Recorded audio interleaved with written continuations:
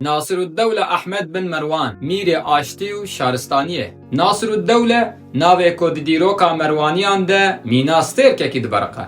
Ew li gundê Kormasê yê herêma Şîrwanê ji dayîk bû. Ji eşîra Humediyê milê çeherboxtiyê bû. Çîroka wî ya desthilatdariyê piştê mirina birayê wî Saad dest pê kir. Nasirüddevle yê ku li Musulê di şerekî de birayê xwe yê mezin Ebu Elî Hesen winda kiribû. Piştê mirina Saad derbasê sertextê Merwaniyan bû.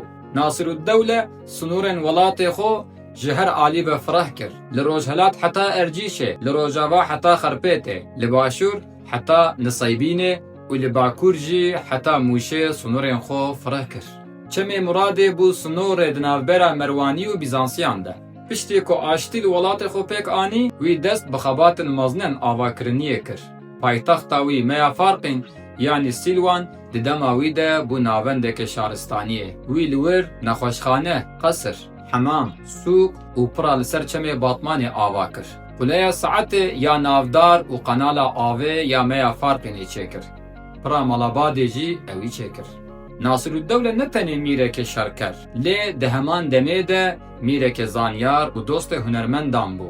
Meya Farqîn di serdema wî de bû navenda zanyar, lêkolîner û wîjekarên herê mezin.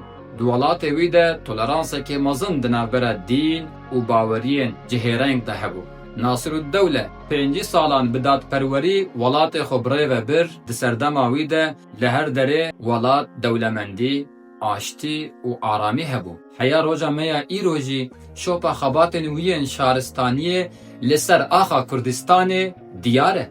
Nasirüddevle tenê ne mîreke herêmê bû. Ew duwarê dîplomasiyê de jî serkeftî bû. Wî bi her du hêzên mezinên wê demê re ango bi Fatımiyên Misrê û İmparatoriya Bîzansê re têkiliyên hevseng danî bû.